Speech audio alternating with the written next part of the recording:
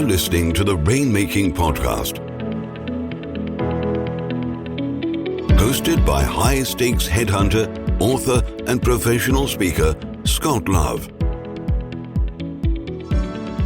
Hey, this is Scott Love. Thanks for joining me on the Rainmaking Podcast. Today, we have the nation's foremost authority on growing your business with a direct response marketing podcast, and his name is Seth Green. You've probably heard of Seth. He's the co-host of the Sharkpreneur Podcast with Shark Tank's Kevin Harrington, which was named the number 6 podcast to listen to in 2019. He's also the founder of the direct response marketing firm, MarketDominationLLC.com. He's an 8-time best-selling author who's been interviewed on NBC News, CBS News, Forbes, Inc., CBS Money Watch, and many more.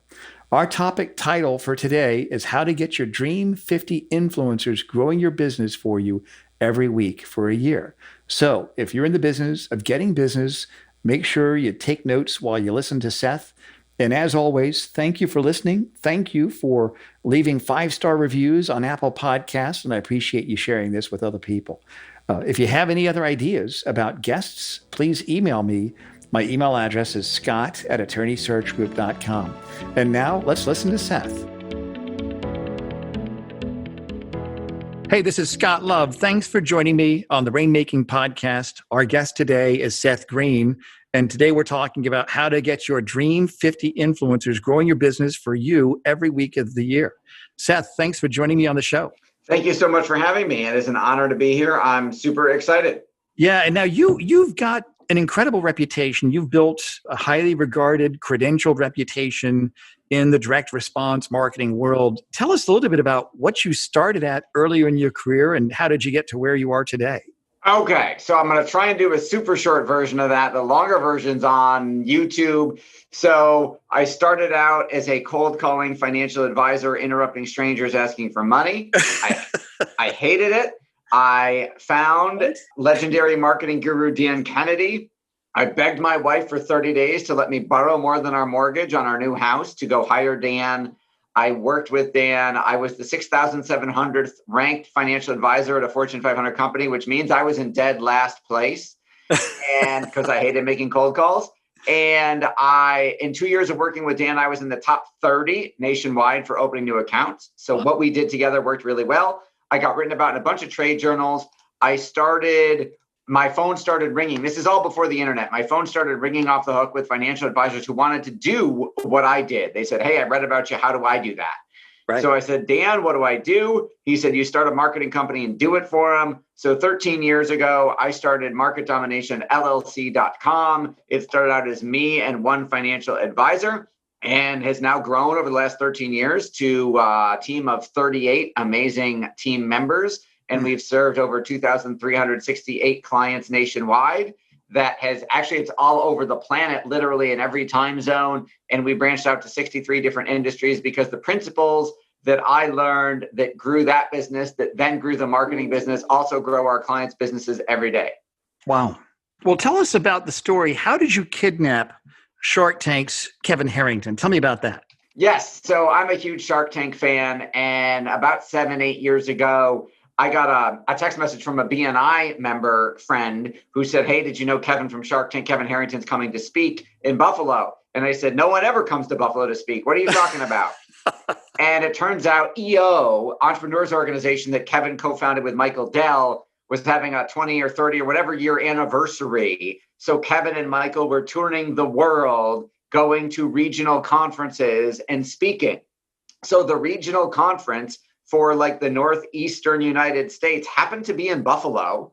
And I didn't even know what EO was, but I moved. I canceled the 8 meetings I had that day. I paid $300 for a ticket because I wasn't a member. I went, saw Kevin speak, went to the waiting line at the back of the room. Everybody was getting selfies. Everybody was buying copies of his new book and getting an autograph. And I said, that's not going to make me stand out. I need to do something else. So I said, when it was my turn, "Mr. Harrington, I'm here to take you to the airport." And this was before Uber. And he said, "Oh, I was just going to take a cab." And I said, "No, they insist. I'm supposed to take you to the airport." And he said, "Okay, I guess I should go with you then. Let me finish signing autographs and taking pictures. I have one meeting. Why don't you come with? You can be a fly on the wall, and then you can take me to the airport." So I did. I drove very slowly. to the airport so that I had more time to pitch him. He said, okay. By the time I got to the airport, he said, all right, I'm interested. Send me what you want to send me. Here's my address. We shipped him out a shock and awe box, which is a whole separate conversation. The next day, because I had prepared it, assuming I could get him to say yes, he then called me from a board meeting saying his secretary just interrupted his board meeting because she wanted him to see this coolest thing ever, which was my box. He said, I'll call you later. He called me later. That started a consulting relationship with us and asseenontv.com. He then sold that company, hired us to do marketing for a number of his portfolio companies. And then 3-4 years ago said, hey, what's the latest, greatest thing you're doing? And I told him about our Dream 50 process. And he said, I want a podcast. I don't want to do any work. And I said, awesome. I've already got a show. Why don't you come on and we'll rebrand around the two of us as opposed to just me. Right. And I'll do all the other episodes. You just do one a week because you're super busy, and promote that episode to your following, which is enormous. And we'll execute the process for you. And he said, as they say on Shark Tank, I'm in. Right. Well, you think out of the box, Seth, and I think you've got a lot of creativity and a lot of focus, certainly a lot of drive and energy. Share with us a little bit about this Dream 50 system. What does that mean? How would you define that? How did you come up with that? And tell us a little bit more about that. Yes. Okay. So the Dream 50 process, I took it from Chet Holmes, who at one time worked for Warren Buffett, and took a magazine company from last place in its industry in terms of ad revenue to number one in less than a year and a half.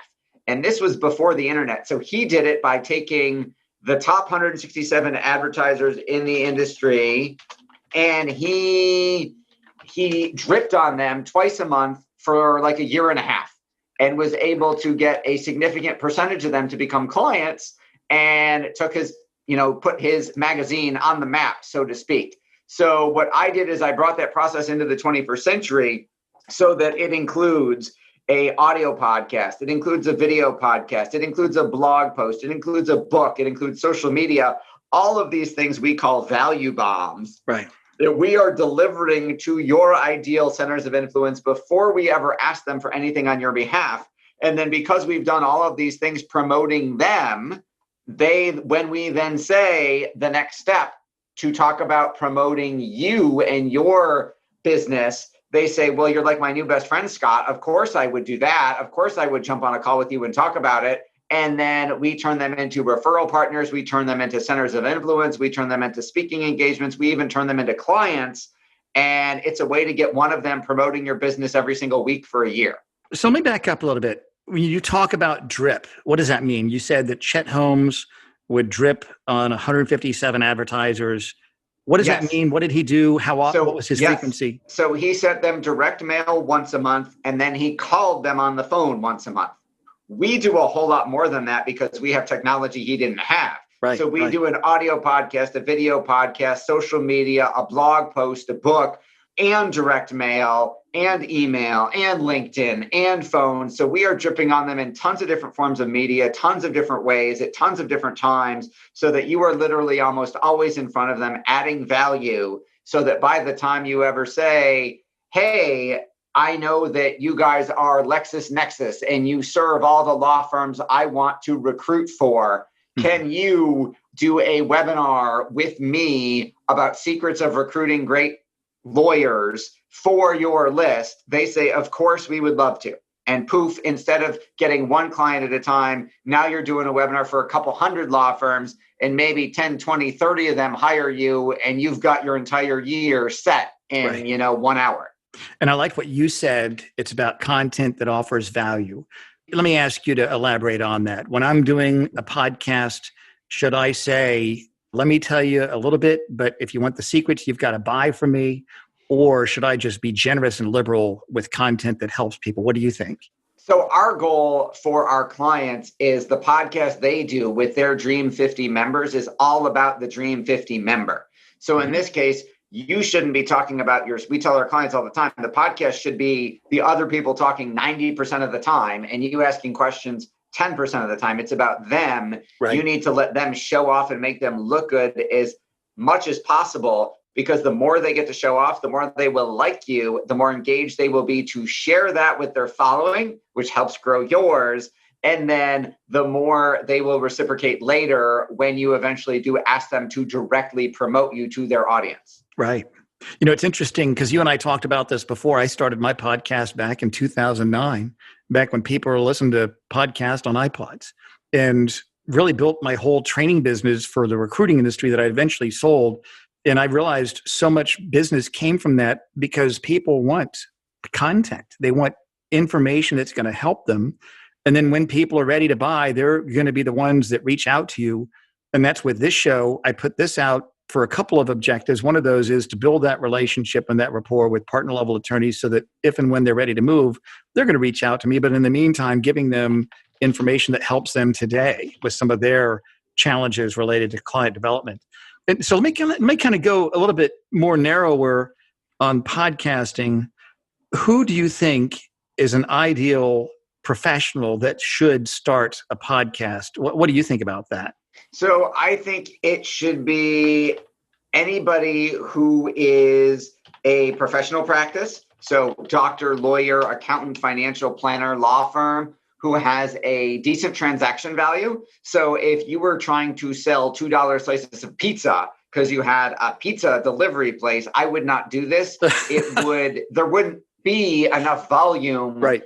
And pizza buyers aren't necessarily listening to podcasts about how to buy the best pizza. Right. It just wouldn't work. It just wouldn't work very well. Right. Whereas if you were a professional author, speaker, coach, consultant, lawyer, and your transaction value, maybe people hire you for $1,000, $5,000, $10,000, $100,000. If there's a high transaction value, then it works a lot better because then you don't need to worry about, did I sell 3,000 pieces of pizza because of my podcast this month? It's, hey, did I create one relationship a week? And will that one relationship a week, 4 weeks in a row, 12 months a year, is that going to lead to a couple new clients every single month? Right. So that over the course of a year, I mean, for doing it for us, we've driven 5.5 million in revenue from it. So we know it works, and that's for our business, not counting our clients. I think it's interesting. You're absolutely right. If somebody has a very narrow niche and they're number one in the world and they charge a lot for what they do, even if they only had 100 people listen to their show, it's still worth it because those are the 100 people that are going to hire them. Those are the people that they want to build their brand. What are some examples of podcasts that professionals have put on that you've seen? What are kind of the different categories that you've seen have worked well? So we've done a lot. So we've done a ton in financial services. We've done a number of legal podcasts. We've done a number of accounting podcasts. We've done health and wellness. So that might be supplements. It might be chiropractor. It might be naturopath. It might be alternative medicine. We have done it in consumer goods, although if it's a lower priced item, it takes more work. We've done it for people who sell courses and consulting and coaching. So it really, as long as you think outside the box enough and figure out who the influencers are, that if they sent, if you had 50 of them sending out an email or a tweet or a Facebook post or a LinkedIn message every week for a year would, put another 0 at the end of your bottom line, you can make it work. Right. What are some of the big mistakes you think professionals make when they're podcasting? Number one, obviously, is not doing it. Number two is giving up too soon. There's 400,000 inactive podcasts on iTunes, which means they started and then stopped. Right. And I think the biggest error is probably not thinking strategically from the beginning. They start doing it just to put out content without thinking about the strategy of how is this going to generate revenue. We had someone come to us the other day who's an author that we've published to bestseller status multiple times. And he said, hey, I haven't talked to you guys in 6 months. It's been a while. I wanted to let you know I started a podcast. I said, okay, that's great. What is it? We went and checked it out. He did it on his own. And I said, you have 212 episodes and you only have 2 reviews. What have you done to market this? And he said, absolutely nothing. I said, well, that's the problem. And the entire show is 15 to 30 minutes of him talking about his stuff. Well, the problem is he's the only one who's going to promote it should he ever decide to promote it. That's why a lot of most of the shows we do are interview shows because you're interviewing me right now. I am then, when you publish this episode, I will email my entire list. I will post on Facebook, LinkedIn, Twitter, Instagram, everywhere I am. I will post that I was on your show and some of my following will come to you. if all you did was talk by yourself, you're the only person who cares. And the whole point of our Dream 50 process is to get other people spreading your message for you to your target market. Right.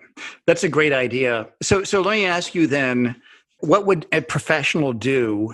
And feel free to elaborate on what you do that could help somebody, because I think you've kind of earned the right to pitch a little bit. What would a professional do if they wanted to start a podcast? Let's say there's an attorney that is a litigator and he or she wants to grow their visibility. What would you recommend that they do to get started on something like this? So the first thing I would do is think about the strategy, is say, who is my ideal client and who else influences them? That's the D in DREAM, Dream 50. Every letter stands for something. So I would say that they need to work from the end. Like Stephen Covey said, start with the end in mind. So if he's a litigator, is he civil, criminal, commercial? If he's commercial, what type? He doesn't represent the pizza place, right? Because they probably can't afford him and they're not in big lawsuits over pepperoni. He's probably representing good sized companies. So and who's the decision maker who might bring him in? Is that the CEO, CIO, CFO? Yeah, that's right. So, Chief counsel. That's right.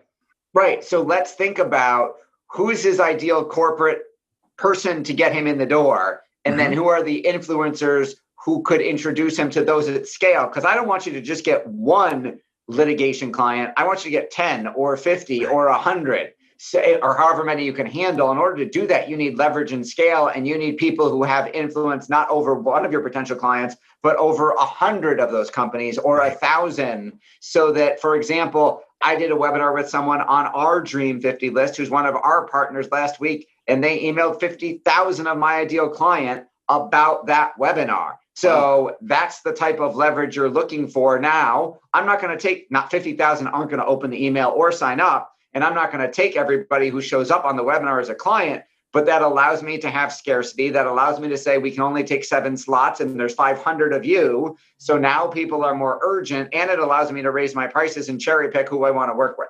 That's great. So let me kind of move into strategy. In terms of a definition of a correct target market, what would that mean exactly? And what would you advise somebody if they're really trying to pinpoint their target market? Sure. So you can't be anything to everybody. If you are, you're really nothing to nobody. I would say that it has to be a micro niche. So it has to be properly defined. So I'll give you an example. If you are a financial advisor, a lot of times those folks, when I speak at industry conferences or now speak on Zoom webinars to them, I'll ask, who's your ideal client? Type it for me in the chat box. And everybody says baby boomer with money. Right. That's not a tightly defined target market. But if you said, I want Republican hunters with $1 million in their nest egg who own land, now maybe in our city of Buffalo, where I live, there's 362 of those Republican hunters who have $1 million. And it's way cheaper to market to 362 of them in a good way than it would be to mass market to 100,000 baby boomers who have nothing in common. So I got to send them a generic message. So the tighter you make that niche, the more you can dominate, the more you can make money and help more people faster. And I liked what you said. You talked about influencers also. What would you mean by an influencer? What does that mean? So an influencer is someone who simply has a list of your target market in some way, shape, or form. So if I sold malpractice insurance to attorneys and that was my business, I'm an influencer for you, because I might have sold 1,000 policies and I specialize in working with attorneys. So theoretically, I could get you in front of some international law firms. They might not be my entire list, but there might be 50 on my list that could be good prospects for you. So I'm a micro influencer for you. My wife is one of the top 100 mommy bloggers in the country and a podcaster. And so we are getting her podcast guests from a list we curated of the top 100 parenting podcasts on iTunes. Oh, wow. Because as each one of those women, most of them are women, comes on my wife's show, they have such a wonderful time and build a relationship and then say, oh my goodness, you should be on my show. And now they're telling their parenting podcast followers about my wife's show, and she's growing her audience on the back of those other influencers. So you're cross-pollinating each other's brands pretty much. Exactly. So I would be willing to bet if I was looking to start something like this, I'd never done it before, I would look at trade association, convention website pages. Exactly. And perfect. what are the topics people are talking about? Who are the speakers? Who are the panelists? Who are the consultants? And who are the advertisers and the sponsors? What do you think about that? You're exactly right. I think you were spot on. We mine association lists for our clients all the time. Yeah, that's the watering hole. That's where everybody hangs out. Right. You know? Or the biggest conferences in their industry. And they may be virtual now, but they're easy to mine. Yeah. And I've found if you can get good relationships with certain vendors that sell to the exact same market that you do, and then you could even have formalized strategic alliances where you barter with each other. You create collaborative relationships. Laura Leopard owns a company called Leopard Solutions. I've done content for law firm recruiting departments and law firm leaders on how to be more effective at recruiting partners. She's taken my videos. She's pushed them out to her list. It doesn't cost her anything to send an email, and she doesn't have to produce the content. And she's not saying, hey, everybody, pay attention to our offering. She's saying, hey, everybody, here's some content that helps you whether you work with us or not. So I've been able to establish alliances like that in a very economical way. And this is a thing I think of anytime I develop a relationship with somebody, Seth. I look at who are the people that I can help the most, because that's what you have to lead in with when you're ever making contact with a prospective strategic partner, is how can I help this person? And you lead in with that because that's what's on their mind also. And you want to make sure that, it's going to help you as well. And so I think that when you try to do what you're talking about, and I know, let's just say somebody's never even thought about this before, but they're starting to think, I need to get serious about client development. I need to build a brand. I need to build a reputation. And I've always learned that you don't ever have to be the one that says, hey, I'm a big deal, if you can get enough other people out there to say, hey, he's a big deal because they trust you and they've heard of you. What are your thoughts about that? I agree 100%. So it absolutely, Zig Ziglar said, you can get it whatever you want if you help enough other people get what they want. And this is a way to do that on steroids. That's right. So let me ask you this final question, and I want you to kind of bring it home with the 3 action steps. And then I want you to pull the curtain behind and kind of show us what you have that can help people. But let me ask you this. If you had $100 and a laptop and no network, what would you do to start over? I would pick a niche. I would start a podcast. I would go interview the 20 or 30 biggest influencers in that space. And then I would turn those interviews into a book. I'd publish the book. So now I've got a podcast, perhaps a blog, and a book. I've made myself an authority figure in that space. I probably have joint venture relationships with some of them now. And I would use their networks to sell the offering I created by asking them all what the biggest challenge in that niche was. And then I'd create a product or service that solved it. That's right. That's great. There it is. There is your business lesson of the day, ladies and gentlemen. Okay. So in terms of 3 action steps, what 3 action steps would you want to share with those listening where they can get started on taking action on what you've advised? Sure. So I would say let's define step 1, define who your target market is. Mm-hmm. Step 2, define who influences them. Mm-hmm. And then step 3, figure out where those people hang out, whether it's at an association like you mentioned or someplace else, so that you can start reaching out to them and start building that relationship. That's great, Seth. We're going to put all of the links that you have on our show notes. So anybody, if you're listening, you want to reach out to Seth, learn more about him, feel free to go to the show notes and you'll find that. But tell us about what are the offerings that you have that can benefit some of those listeners today, Seth? Absolutely. So if they go to yourdream50.com, they can register and watch a video training I did for the Harmon brothers, the kings of viral video, about how this exact process works. And then, of course, at the end of that video, we're going to make an offer to have us do all the manual labor for them. And they can watch that video training for free. They'll also get the ebook of it for free just for registering at yourdream50.com. That's great. Seth, thank you so much for being here. I'm sure we're going to have you back here on the show in the future. And thanks so much for your time and your wisdom and your generosity in sharing this today. Thanks for having me. I had a great time and I'd love to be back. Sounds great. Thank you for listening to the Rainmaking Podcast. For more information about our recruiting services for international law firms, visit our website at attorneysearchgroup.com. To inquire about having Scott speak at your next convention, conference, sales meeting, or executive retreat, visit therainmakingpodcast.com.